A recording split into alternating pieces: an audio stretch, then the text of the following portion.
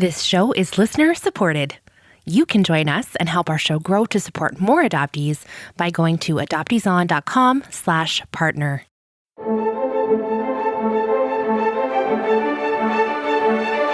You are listening to Adoptees On, the podcast where adoptees discuss the adoption experience. This is episode 133, Jenny.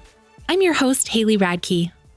Jenny Heijun Wills is our guest today, the author of the memoir, Older Sister, Not Necessarily Related. We talk about adoption in literature, why it's so important to elevate the adoptee voice, and Jenny explains what does it really mean when someone asks us, what do your adoptive parents think about all this? We wrap up with some recommended resources, and as always, links to everything we'll be talking about today are on the website adopteeson.com. Let's listen in. I'm so pleased to welcome to Adoptees On, Jenny Heijun Wills. Welcome. Thank you for having me so much. I loved your book so much. I was so excited to have you on the show. And so I'm not going to fangirl too much, I promise. But why don't you start the way we always do? And would you share some of your story with us? Yeah, sure. Thank you so much for having me. And thank you to everyone for listening, hopefully for reading. This is really a true honor for me. In general, the memoir that I wrote, Older Sister, Not Necessarily Related, is a reunion story, an adoption reunion story, but with a bit of a twist. And I'll get to that maybe a little bit later on. But what I wanted to focus on is what it was like for me being a Korean adoptee, transracially and transnationally adopted, raised in a smallish town in southern Ontario, in the 80s, so before larger waves of transnational adoption were happening, and what it meant to come back together with my Korean family in my 30s and our relationship since then. So, in terms of biographical information, I was raised in Kitchener, Ontario, in a white family with a sister in that family who was biologically born to my parents. She's about a year younger than I am. I stayed in Kitchener until my late teens, at which point I moved to Toronto, met other people of color, and started to think more about identity issues that way. Part of the way that I was thinking through being Korean Canadian, being an Asian diasporic person, was through literature. And so it kind of makes sense. I ended up going through all of the schooling, I guess, for literary studies. And at some point during those studies, when I was finishing some graduate work, I moved to the US where I was conducting some research. And at that time, I met a whole bunch of other Korean adoptees who encouraged me to go on a birth search. So I did that kind of later in life, starting to think about those kinds of things. And it happened remarkably quickly, the connection, actually. The guidance I had received from people when I was living in Boston had been that it would take, months, years even, to make contact. But it took only a week from the time that I submitted the application to my agency in Seoul and when they had made contact with my Korean mom. So it was, shockingly, startlingly quick. And I thought that I would have a little bit more time to prepare myself for that kind of connection. But also one knows, and other adopted people know, that you can't pass up the opportunity once it is presented to you. You can't put it on hold. It's too much of a risk. So I went to Korea about 9 months after I first was put in contact with my Korean mom. And we were reunited. And this is one of the things that I write about in Older Sister. The attempts to come back together, some of the surprises and some of the joys there, but also a lot of the anger and grief and sadness that accompanies those things. Since that time, and it's not much of a spoiler, while I was in Korea, my Korean parents, who hadn't seen each other since I'd been taken, reunited and started dating secretly behind my back, I guess at first. They weren't subtle, let's be real. But, I'd be like, why are you both wearing the same clothes as yesterday? Like, it was not There was no subtlety going on there. But they got back together and left their respective partners and, were together until my father's recent death, actually. So they were together about 10 years. And we've been trying to navigate what it means to be in reunion across linguistic and cultural barriers, which feel insurmountable often. Yeah, so that's where we are today, I guess. My mom still lives in Korea. My youngest sister lives here in Winnipeg, like me. And that's that. I promise I make it more interesting in the memoir and I flesh it out a bit more. It's so very interesting. And we definitely want you to read the book. So that's good. No more than that's perfect. Yeah. There's some big twists there, just as you said, right? Just in that little vignette you gave us. Right. One of the really unique things about your memoir is indeed the length of time of your reunion that you are covering. Can you talk about your decision to do that?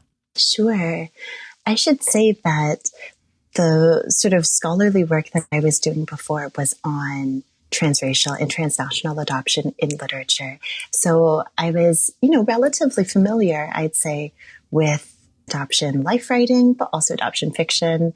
And I knew that one of the most common narrative trajectories was a lot of time spent in childhood and feelings of racial discomfort and all of those really important things.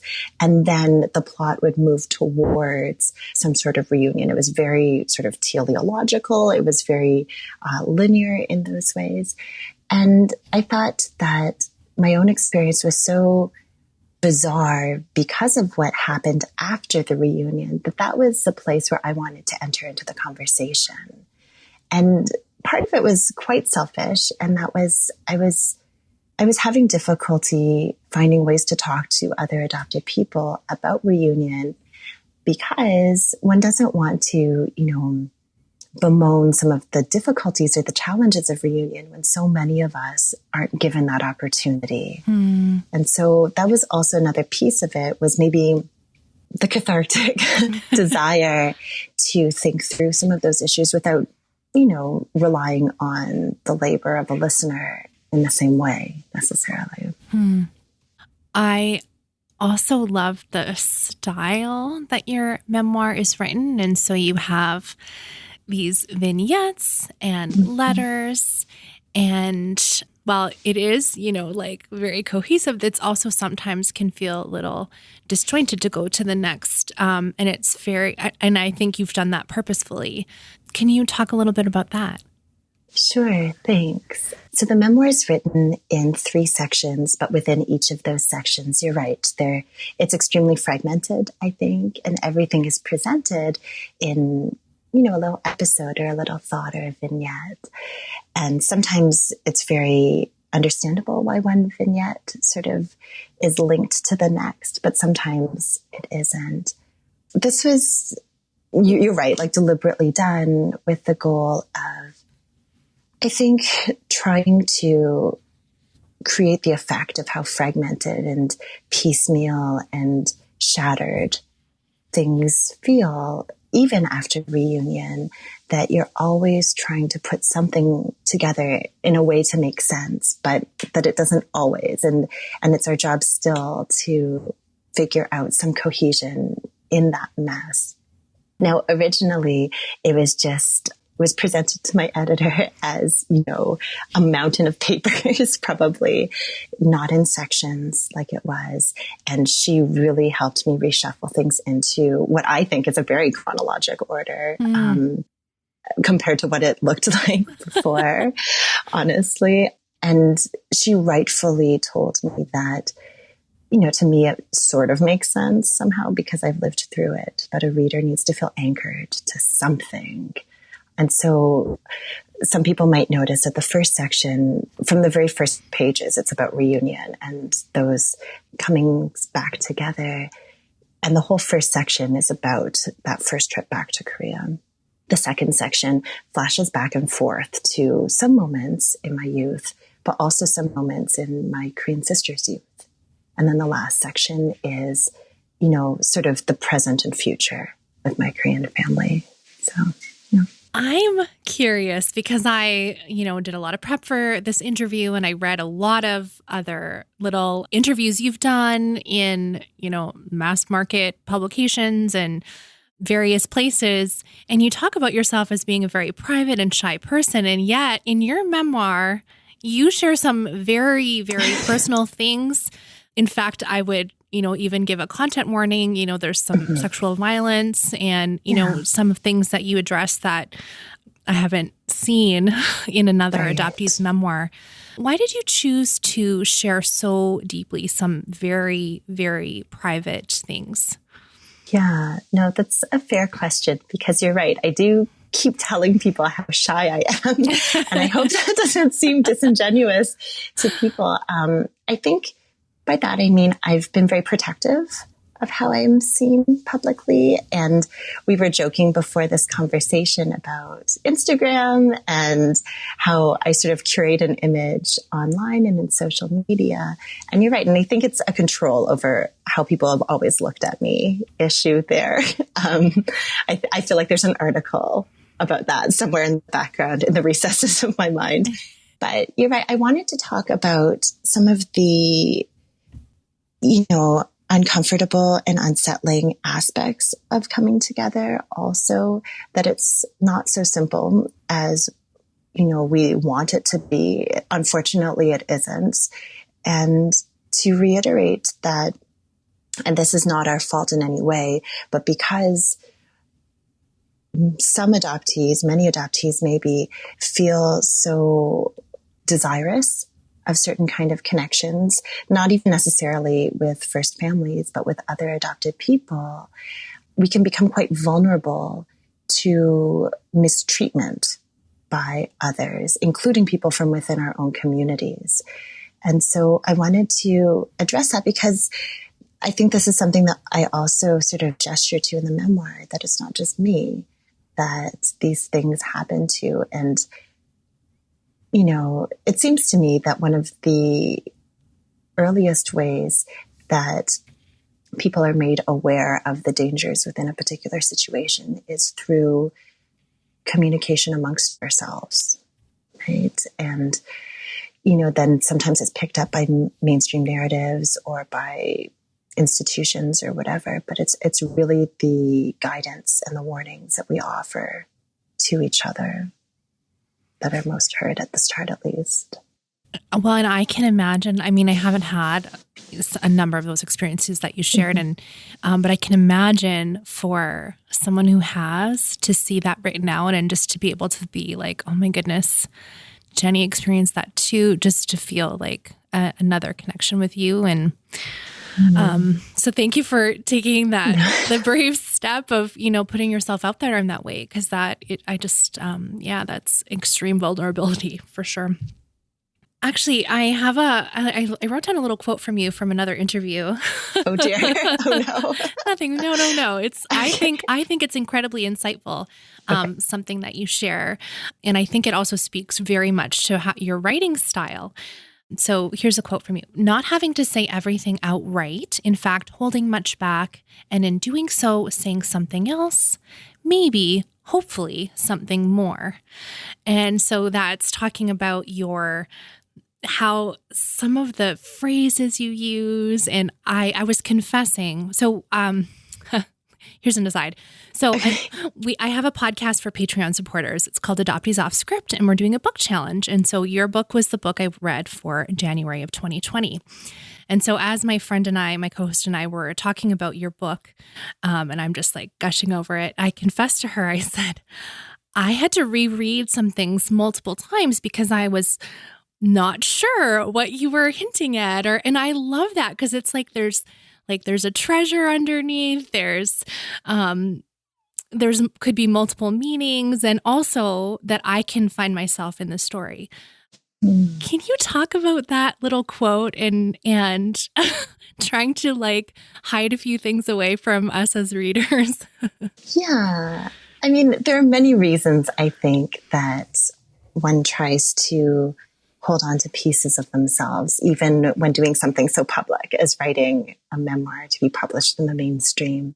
one of those is that, I mean, I feel that I give a lot of myself in the memoir, and I want to retain a little bit, I guess, and to, subtly remind people that there are boundaries still, and that there are limits to what one is willing to say. And we know, as for transracially adopted people, for instance, transnationally adopted people, there are always assumptions about our narratives and our lives, like in the public eye, from the second you step out with your parents as a young person or as a baby or as a teenager, right? So it's a way of, I guess, withholding a little bit or keeping something for yourself.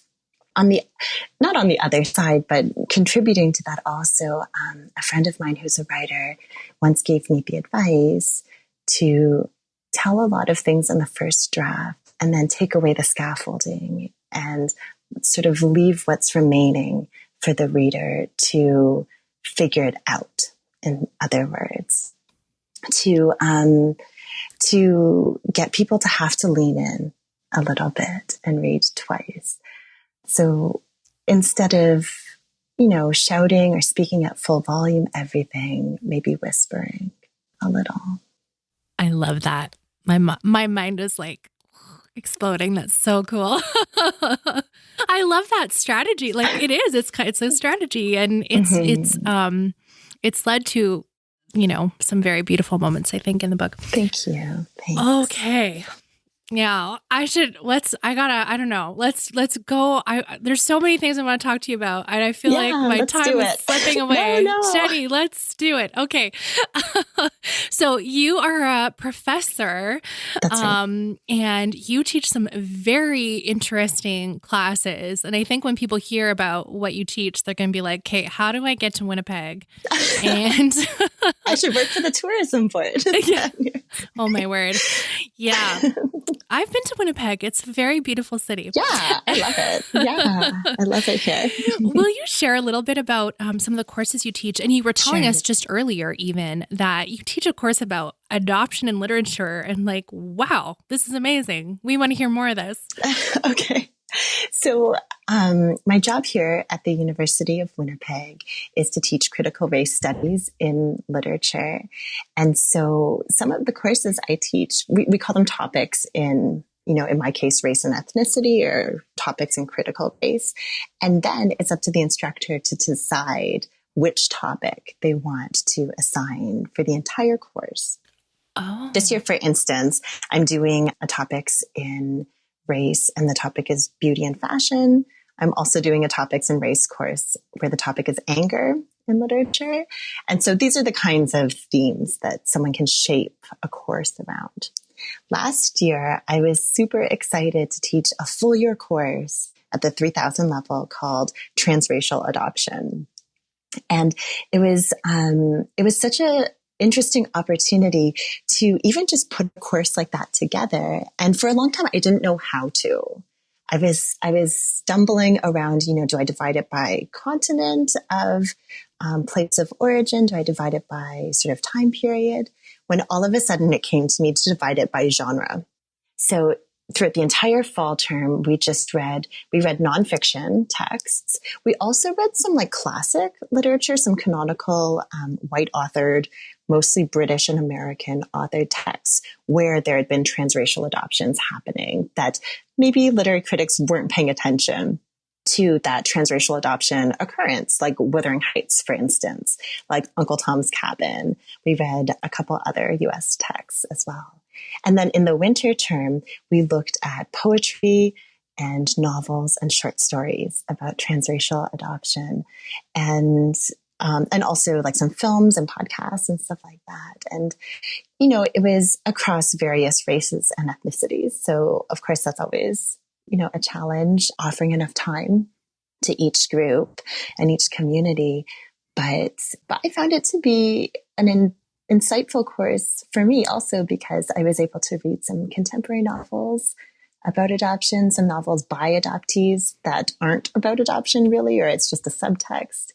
It was a really great way to think about literature and to think about race and to think about adoption, all that at the same time learning with your students. I'm sure people are, so here's what's going through my mind. Okay, how do I get the syllabus? When are you teaching this again? I love that. And, a lot of, my listeners, of course, are adopted people, and we, see ourselves, all the stereotypical kind of things in media and books. And so to have this critical view and to look deeper at things that a lot of your students probably haven't been exposed to before. And as well, coming back to your memoir and how different it is. And yet you won this really prestigious award in Canada for your book. It's kind of reaching beyond adoption land, as it were. Yeah. Can you just comment a little bit on why it is so important to hear from adoptee voices in literature, especially? Yeah. I mean, I guess I could say in narrative in general, so often have we just been, archetypes, foils, stereotypes, the most sort of simplistic two-dimensional characters used to propel a plot, to explain why, it's so easy to go to Hogwarts. It's like for the year because no one cared to explain why. Did you read Harry Potter in your course? I mean, no, I didn't. Okay. Some low-key shade there. I guess subtweet. And what about superheroes? Yeah, exactly. That's, this tabula rasa thing, or like in sitcoms, in movies, with celebrities adopting transracially, transnationally, all of these things. It's almost like this trope, the Anne of Green Gables thing. I mean, I'm Canadian.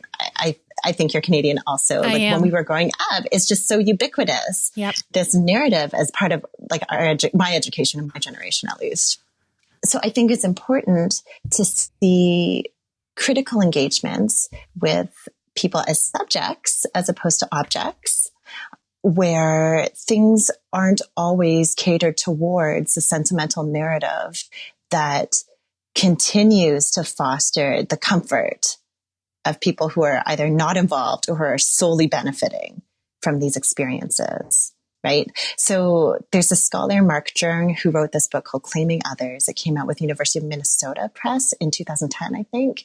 And in it, he says these texts that feature adopted people as protagonists, who are as authors, etc., allow adopted people to become subjects in their own discourse as opposed to objects in the discourse of others. Right. And so I think that that's what's so crucial about adopted people, discussing their experiences, even if some of those elements align with these grand narratives, at least showing the diversity and the place where our narratives break apart from those comfortable stories. That is so profound. I'm just having a moment. I'm sorry. I cry a lot, but I just about teared up when you were just talking about that, moving from an object to being a subject. I mean, talk about just the bare bones of human dignity. I don't know. Yeah. Wow. Thank you for sharing that. That is something that I think we'll all be thinking about for a while. That's really an important thing for us to know and understand. Yeah, thanks. Wow. Okay. So in that, I'm curious because, as I said, I read a lot of the articles and things that you've been featured in, and especially since winning this prize in Canada in 2019. Can you talk about, have you got any pushback from people that don't get it, from the general public? A little bit.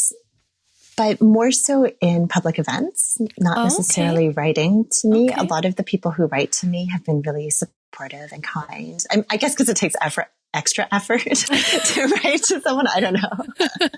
Nowadays, At events, sometimes there's some challenging dynamics that occur, but I'm accustomed to that because I work in the university where a lot of people like to adopt kids from overseas. A lot of faculty members, for instance, or there was a moment when that was quite a trend, let's say. But there are some uncomfortable moments in face-to-face engagements, but I have an amazing publicist. I have amazing people around me who just, are very quick to move the signing line along or to redirect the conversation. Mm-hmm. But one thing that people often do is show me photos of their transracially or transnationally adopted kids, which I guess I'm just not sure what to do in those situations because I'm left wordless. Why do you think that is? Why would they do that? I mean, it feels a little like a macroaggression. I'm not going to lie. It's kind of like shots fired a little bit. It's like it's a and what kind of gesture. So here's what I always kind of think. I'm like, do they want like a high five from you? Like for you to tell them that they did the right thing? Probably not if they've been listening to my reading. Well, true. But I mean, I think when I see a lot of adoptee advocates working online and when adoptive parents are engaging with them, a lot of them, it seems to me, sorry, blanket statement, but they're looking for validation from other adult adoptees to say, well, in your case, you did the right thing. Right. Even when we're challenging, like, well, maybe there's human trafficking involved. And have you ever looked at all the high level political patriarchy, all the things, So that's interesting. No, you're right. And I mean, fortunately, whenever someone does ask me a very personal question about whether they should adopt from overseas, I mean, I have my opinions on these things. People can read my academic articles if they can stay awake through them to find out more of my opinions on those things. I think I'm much more direct about my opinions in that kind of writing. But I'm not here, I guess, to be someone's alibi, but I'm also not here to judge people, really. And I'm luckily a lot of people who do write for that kind of advice to me, write to my university address, which allows me to say, I don't have ethics clearance to discuss this with you. Okay. Yeah. You've got your kind of standard answers. Yeah. Well, one line that I marked in your book, I hope it's okay for me to read it. No, of course. Thank you. I've heard official apologies again and again, statements of remorse or shame that it is still ongoing. And we're talking about adoption here. Mm-hmm. But there is no true accountability if they keep adding to our numbers. So, you might not be super direct, but I think there's hints here and there. Oh, man. That's like a subtle version of me. Face to face, I will go off. No, yeah, gosh. Well, anyway, okay. Well, that's interesting. I did not expect the answer that people would just come up and show you pictures of their children. Yeah. So, but people have been doing that for years, even at academic conferences and stuff, because like I said, my scholarly writing is about adoption and I'm clearly an adopted person myself. And so sometimes the Q&A in those sessions would be like, you turned out okay though, right? Whereas, if I was a Shakespearean, they'd be like, oh, tell me about Lady Macbeth or something. I don't know. So there's also that oddness of thinking you have complete access to adopted people, especially when you're a person of color, doubly, especially when you're a woman of color, just this entitlement to all of the information all the time, I guess. Yeah. And I love what you shared earlier, about how taking some of the scaffolding away, perhaps is a helpful part for you to just ensure you have your boundaries intact as well. Mm-hmm. And I think that you've carefully crafted that early on, which I think was very wise of you. Thank you. Is there anything else in this realm, in the academic realm, that you want to kind of share with us about adoptees in literature, about representation for transracial, transnational adoptees, anything that you think that other adoptees really need to understand or learn about? I mean, I guess one thing that I'm sort of seeing in the last, I don't even want to sit down and count how long I've been working in this field, but well over a decade, I've noticed that there has been a shift towards more adopted people and especially adopted people of color as the sort of leaders in a lot of scholarly research groups and a lot of academic networks. And so I think that there's a really important shift happening there. That said, I continue to feel that a lot of the modes of expressing some of the things that we're talking about are continue to be alienating and abstract and disconnected from, everyday mainstream readers. And so while I think there's a very real and important place for academic discussion of adoption, for me, I wish that there were more sort of crossover conversations happening. When I found out what you did, I was so excited. And I feel like there's so few adult adoptees in academia who are also like, get it? Are interested in family preservation and are interested in studying what the like high level, upstream problems are that are causing these families to be separated. Right. And so I thank you. Thanks for that call. I mean, I really think it is important for more people to be involved in those fields. And also, as you sort of kind of teasingly hinted at, a lot of lay people cannot even read academic publications.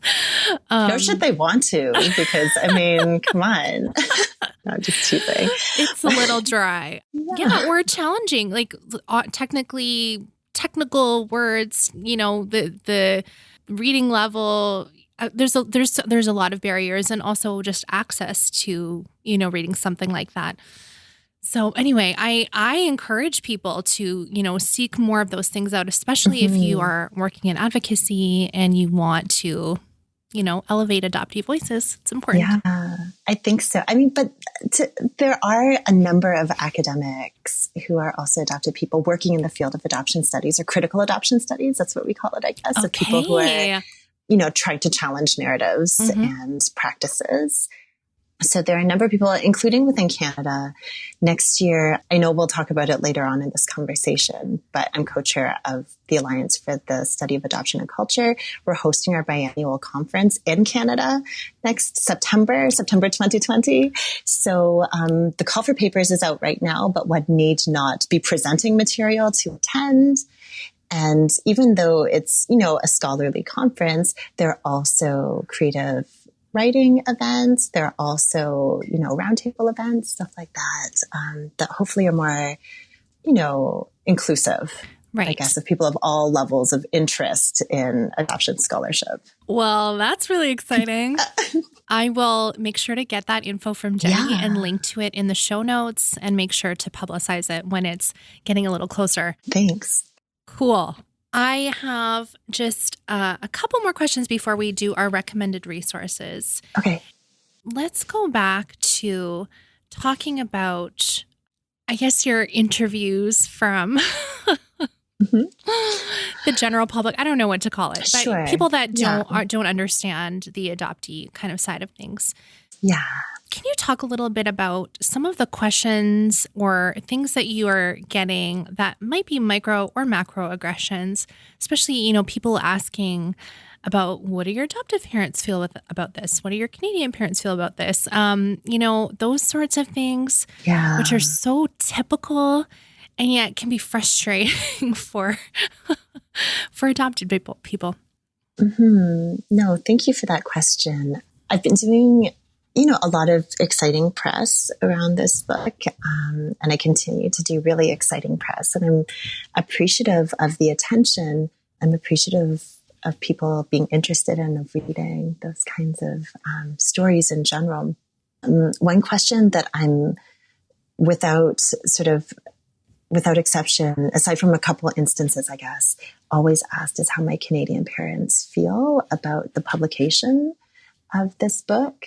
And in fact, I did an interview just last week. It was a long interview also with a journalist I really, really admire and respect. And she didn't ask that. And afterwards, it took me aback because I was like, wow, that was actually a really thoughtful omission, because I have started to mention to journalists kind of recently when they ask that question, I said, well, it's odd to me because this entire book is about my Korean family.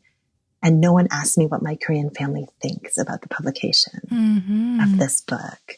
So I guess that just strikes me as, you know, a sort of unarticulated assumption that people have, or like the level of one's empathy, or how far they're willing to actually consider the many people involved in, you know, adoption constellation or whatever. One of the things that I was thinking about a lot when I was writing this memoir is the glaring underrepresentation of first mothers in adoption texts in general, unless they're sort of, you know, villainized or pitied or, you know, very sort of reduced in those ways. And so I was very deliberate in wanting to represent all of my Korean family in complicated ways, as neither, you know, saints nor sinners, I guess, as all of the messy gray areas that every like person with humanity is granted as being complex. And so the sort of almost entire focus on my Canadian family, who are, you know, sort of present, but not really in this book, let's be honest, they're not really there. Right. Just is quite telling to me. But I don't know also if it's because so many of the mainstream narratives that we get really focus on adoptive parents and their, I guess, stress or whatever. I don't know. Their anxieties. Well, I mentioned this. I've mentioned this before on the show, and I'm going to refer to it again because it's just like this perfect example. So when Angela Tucker was on the Red Table Talk, yes, and they're like, "Oh, and here's your mom and dad." Like, it's like, what other guest did you interview? Yeah. And we're like, "Oh, and P.S. Can you bring your mom and dad along?" Like, yeah, honestly, yeah. And I've been asked also, like, if my parents will like be interviewed by people. Oh, and my word. I just think maybe it's like a memoir thing. I talk to a lot of memoirists of color in Canada, and they're like, sometimes it could be like a sexism thing. It could be an ageism thing. I don't know. I guess I like register as younger than I am. But I also think it's like an adoption thing where our legitimacy is still understood in relation to other people. Like they still have to be there to validate the things we say. Right. And I'm very sensitive, especially across racial lines, of like having to have like white people there to corroborate your story. Like that is, I'm very sensitive about that. So yeah, even if that's not the intent, like I feel that way. Well, that's why I kind of asked you the question, because I am very curious about what's the real like underlying reason for that. Because to me now it's just it's bizarre, you know? Yeah. And so I thank you for your insights in that area. I think that's really interesting. Hopefully I'm not too inflammatory. Sorry. You're talking, you're safe here. You are talking to people that get it. Very mostly, I would say. Okay. All right. Is there anything else you want to share with us before we go on to do our recommended resources? I don't think so. I just am so appreciative of not just this opportunity to talk to you and to your listeners, but to the work that you're doing and to, you know, the opportunities for critical conversation, I think, and refocusing the subjectivity that a podcast like this does. And I've come across a couple other adoptee or adopted person centered podcasts, and it's not easy labor because for people who aren't adopted or who aren't first mothers, every time these conversations are had, it also takes an emotional toll. In some ways, as happy as we are to talk amongst ourselves and to celebrate our communities coming together, despite these things, there's the one thing that we hold in common is something that's bound with grief. And so the efforts that you're putting in with this podcast are not taken for granted, and it's no small thing. So thank you. Thank you. Oh no, please don't cry. I'm not going to cry. Oh, dear. No, Okay. I'm a rock. I'm strong. You don't have to be, though. It's okay to cry. And It is, it's and I cry perfectly plenty. natural to be emotional. Yeah. Thank you.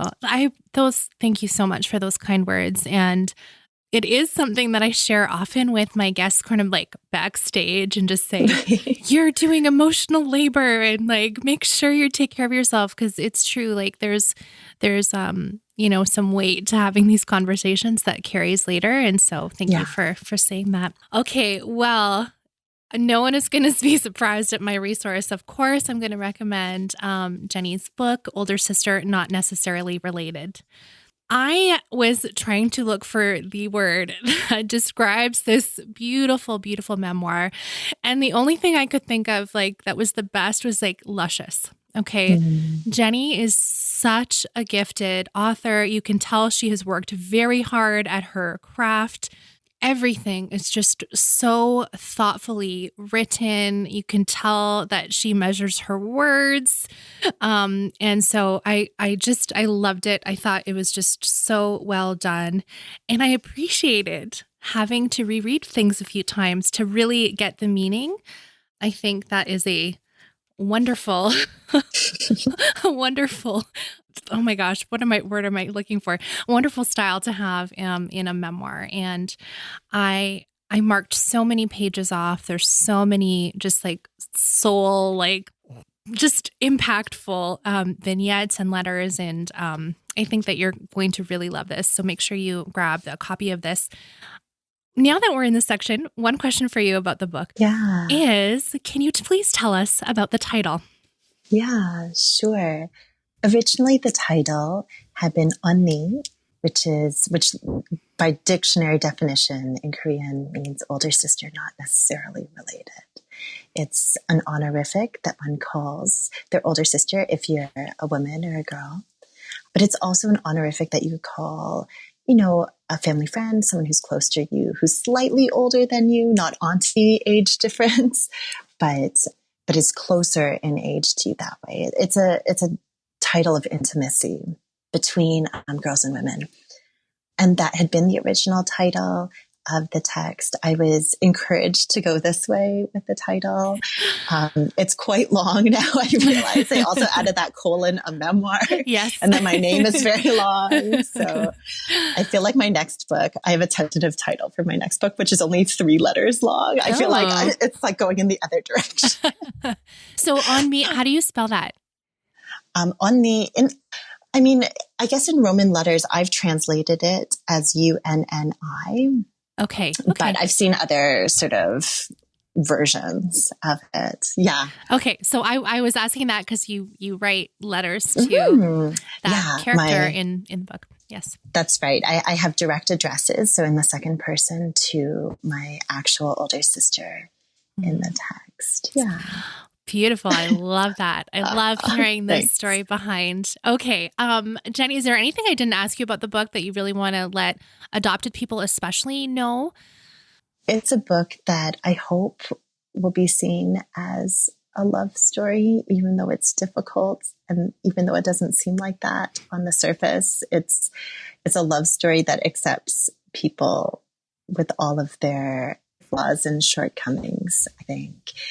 A lot of people have said, it's such an angry text, but I think that maybe they're not reading it carefully enough. It's a bit dismissive. I'm not going to lie.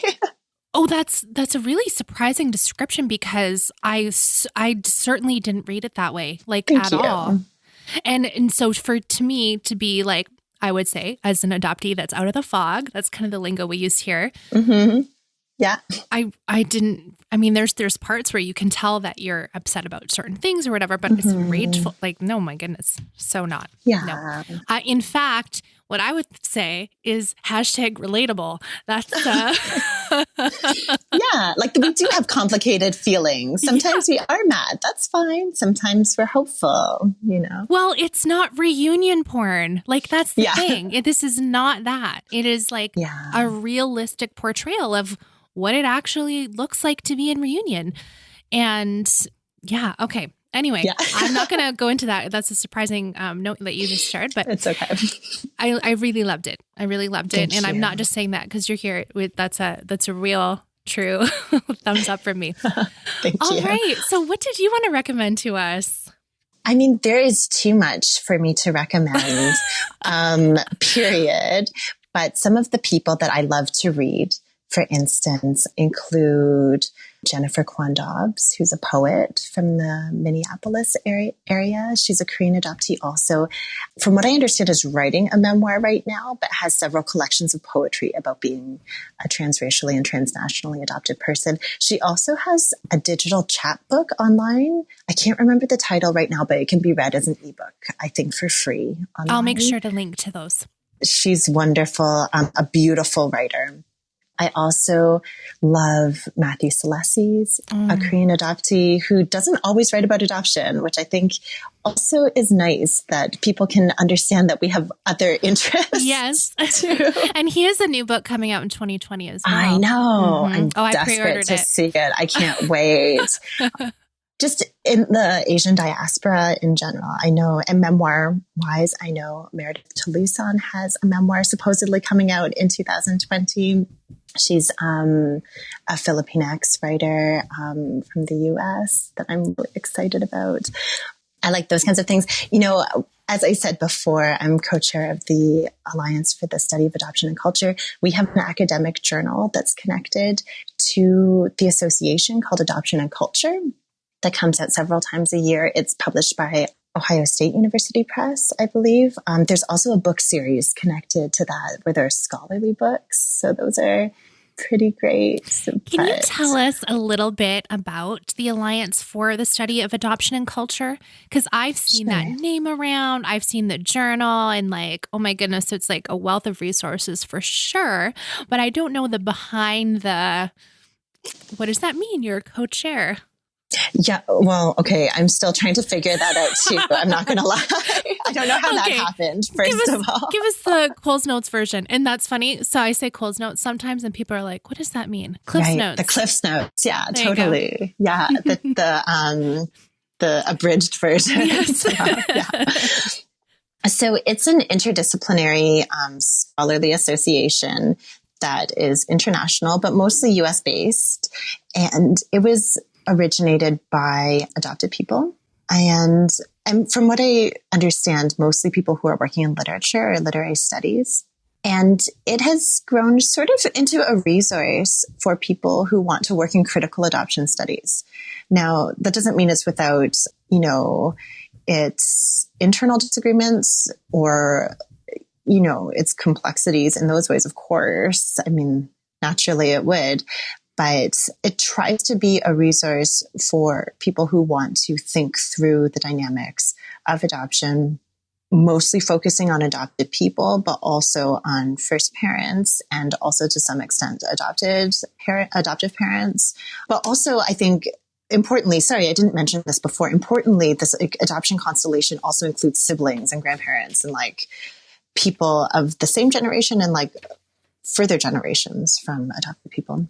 The ASAC is trying to attend to those experiences while always, focusing on if adoption is going to continue, how can it be done better, I guess. Mm-hmm. That's not to say it's a practitioner-focused association. It's very much scholarly approaches to thinking about these things.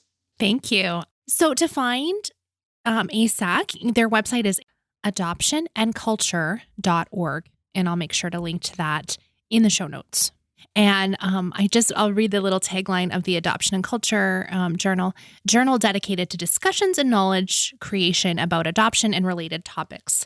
So definitely go check that out. And I will link to all of the authors that Jenny recommended here, so in the show notes, so you can find their work.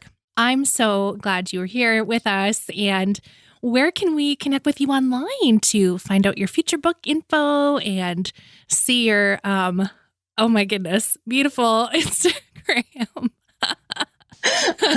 photos? Sorry, I, as an aside, Jenny and I were sort of talking a little bit about makeup at the beginning because I'm I'm a big fan of her eyeshadow game. So That's so funny.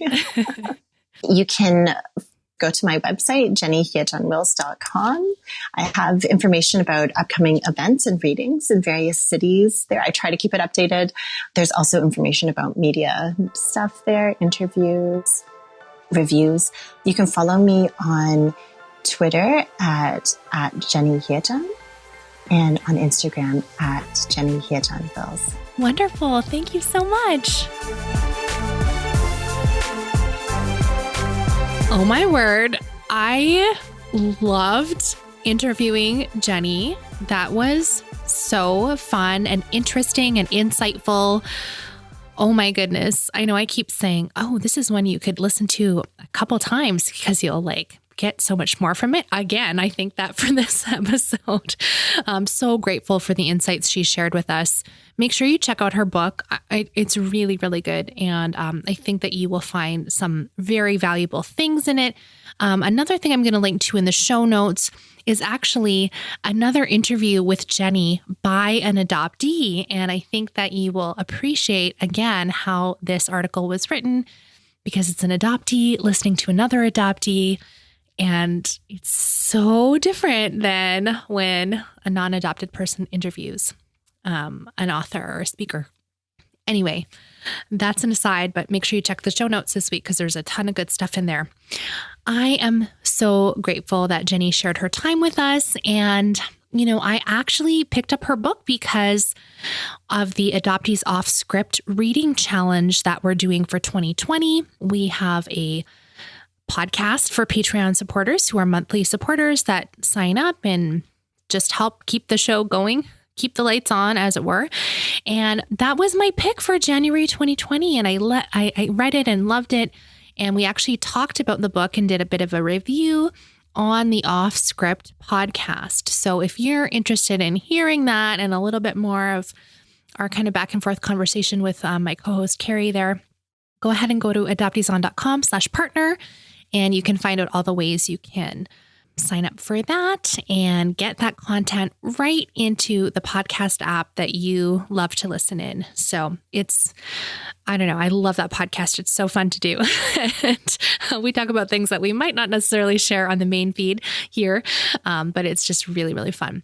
Anyway, I can't wait to keep reading and learning more new authors and introducing you to them, hopefully also on the show. So that was a real treat that we got to meet Jenny. I also just want to say thank you so much for those of you who share the show on social media or leave a review. Those things are just so helpful for other people to find the podcast. And so thank you. Thanks so much for listening. Let's talk again next Friday.